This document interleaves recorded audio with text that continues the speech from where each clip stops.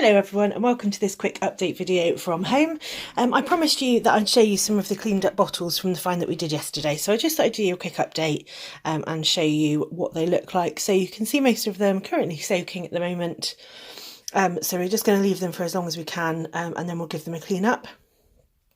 And I'll bring you back and let you know what they look like when they're done. I've got some before photos and obviously I'll show you what they look like afterwards as well so we can compare. And then in the meantime, just over here, I'm about to make some just homemade Play-Doh, a really simple sort of dough recipe to put into the mould just so that I can see what it turns out like. So I'll be able to demonstrate that for you as well. Lots of people ask about how I clean my bottles and I use lots of different techniques actually. I just sort of take advice from people who find and clean bottles, but today I've used these things. They're just a really sort of basic cream cleaner there, which is like a version of Jif, some sugar soap. In here I've used some BB pellets for the insides of bottles. These are really good actually. So I've got plastic ones and these ones are lead ones as well for the those bottles that can sort of withstand it without getting scratched. And Ryan also has this, which is an ultrasonic cleaner. So we have put a few items in here and that just really helps to just like loosen things up and they come out much easier to scrub up, which is pretty good, or a supersonic cleaner as I like to call it. So that's what I've done today. Let's show you the results. Lots of cleaning done. The bottles are looking pretty good so far. So let's have a look at them. Okay, so let's have a look at some of the bottles first of all and a couple of other little things. So we'll start at the back, shall we, with this milk bottle, which looks really great cleaned up, doesn't it, actually? It was in a pretty bad way. And it's got there, we could see that anyway, pasteurised, please return bottle. And here it's got the particulars, 568 mils.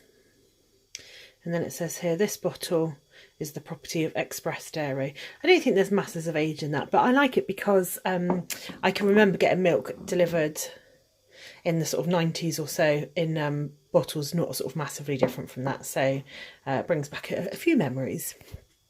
This little one here, which is plain, but it's just got a really nice shape. We've got quite a few of these, but quite like them. So I've cleaned that one up. My two little milk glass jars here. You'll know that Ryan tends to find these. He's spotted them. This one's really nice. They're quite difficult to clean up, so they will have to go back round again, I think, just to get those last bits off.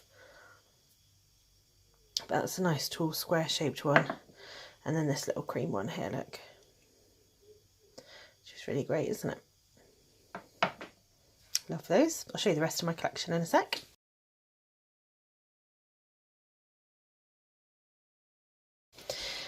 We've got this lovely sort of stopper or lid here, and this says Cannington Shaw & Co. St Helens. That's cleaned up really nice. Bit of damage there, bit of a chip out of it. But yeah, that's cleaned up. There's the cat. But yeah, that's cleaned up really nice. So pleased with that.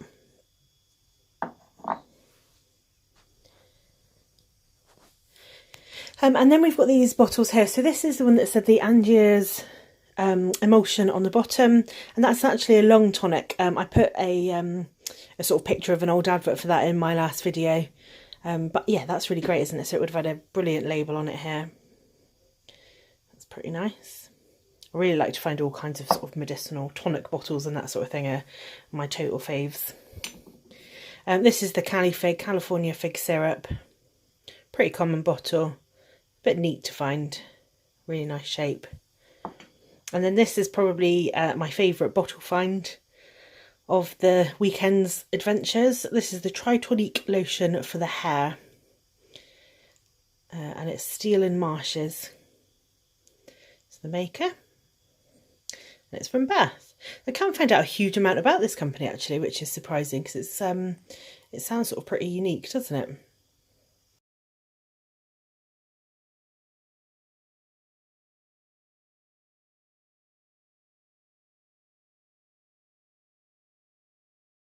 This lovely little glass inkwell here, which has just cleaned up beautifully and it looks stunning now, doesn't it, I think? And then some sauce bottles here, of course. So what have we got here? Well, this is the Essence Coffee and Chicory. That's the Shield Hall one. SCWS there.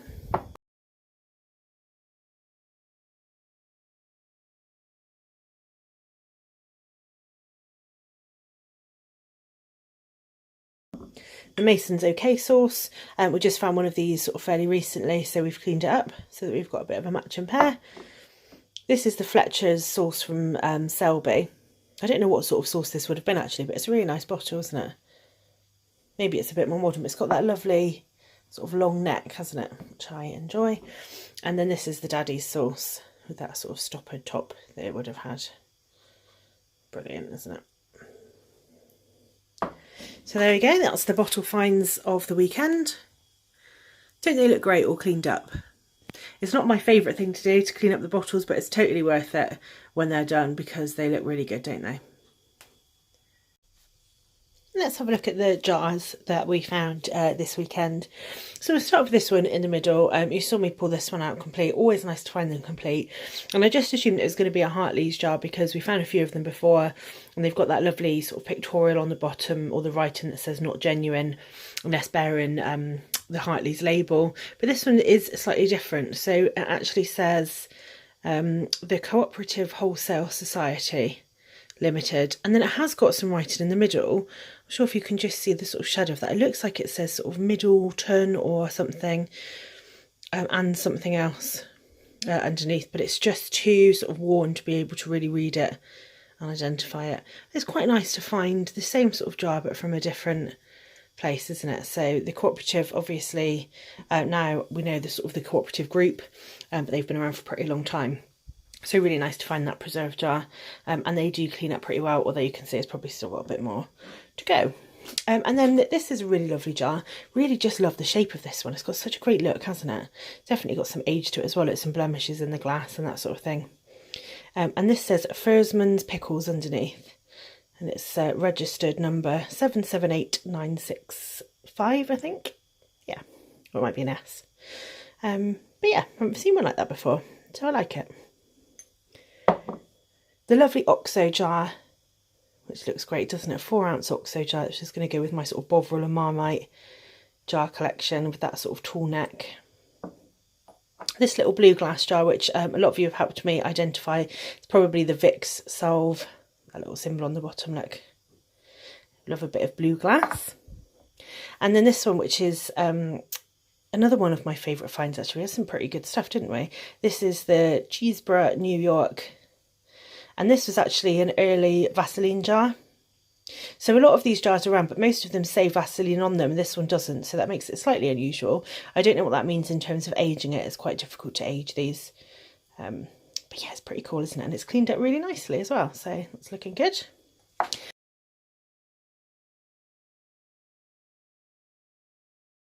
And then over this side, just a couple of smaller jars. So this is the sort of sealed up that we've got, maybe with some sort of seepage look. Try to think what that is in there. It's still got the lid on it.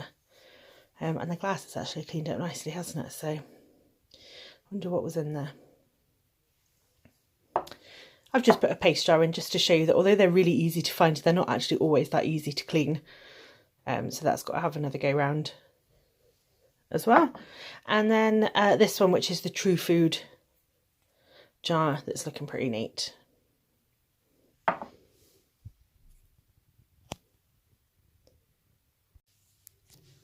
So next we're going to take a look at the clay pipe that Ryan picked up. It's just the bowl, but it's a really special one. It's got that sort of red clay colour, and actually somebody has just sent me a link and some info on it, so thank you ever so much for that. And this is actually a child's pipe. So you can see the sort of flower basket design, can't you, around the outside, the flowers here, and that would be the sort of basket bit. And these are actually quite a common design for the children's pipes. So they're sort of late 19th century, late 1800s. And they actually, probably some of them were used to blow bubbles rather than to actually smoke. So the children used to use them to sort of play with, either to blow bubbles. Some of them had whistles built in and that sort of thing. Because smoking was such a big deal that, you know, the kids wanted in on it, I guess, which is really interesting, isn't it? Because it's just not how society is now. So I really love this, and thanks so much for the person that sent me that info. That's really, really kind of you. And to find it in a red clay is really cool as well. So super pleased with that. that was well spotted by Ryan.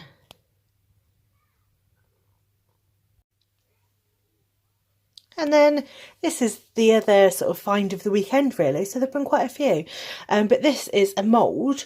You will have seen me pull it out, and it's actually cleaned up a little bit. Still, it's quite tricky to clean. But you can see on the outside it's much cleaner, and it's got a number 41, I think it says, and a 7 there. I haven't been able to find out masses about it, but what I have found out has made me think that this is potentially a marlin ware mould, because I know that they had the different numbers on, which obviously corresponded to the pattern that was inside, and I thought this was wheat, but actually a lot of you have suggested that it could be asparagus, and I think you're probably right actually, because that was quite a common sort of mould feature of the time. So it would have been used maybe for jelly, but more likely for sort of pate, you know, a sort of meat dish, something like that. So I have actually made some dough, and we're going to have a go at just sort of pressing it in to see what the cat thinks, to see what it comes out like. So I haven't tested this.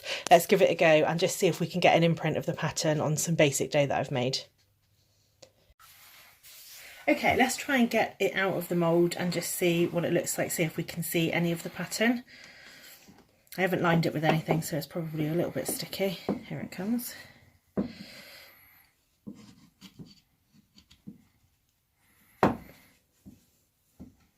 Oh yes, look at that.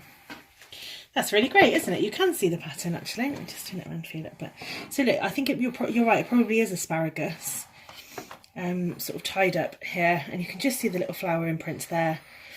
It looks really great, doesn't it? Probably could have got a bit more definition if I'd spent a bit more time with it. But I imagine if it was used for a sort of meat pate or something, it would probably be easier to get that definition and just sort of, you know, really press it in, don't you? But that looks really great, doesn't it? I'm really pleased with that. And this mould is probably one of my favourite finds of recent times. We've never really found anything like it, to be honest.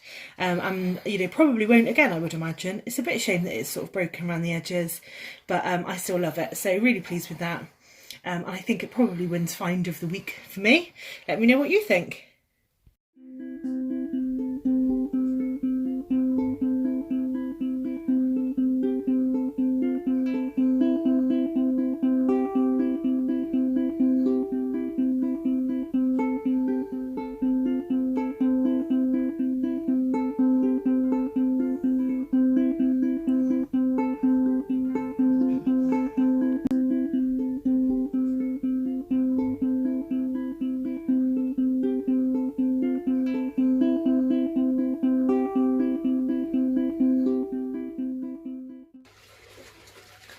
And then let me just leave you with a view of some of the bottles that I've still got in my cleaning queue. So these are bottles that have been found over the last few months really, that haven't been cleaned or sorted yet. And this is just the tip of the iceberg really, so there's plenty more where that came from. And don't even get me started on the pottery, because I'm massively behind sorting the pottery. Some of it needs cleaning, although most of it is cleaned as it's found. But I'm quite looking forward to sorting it into sort of colours and sizes and that sort of thing, and then starting to make jewellery from it. So I'll do that as we get it sort of into the winter months, and getting out into the river is a bit more difficult.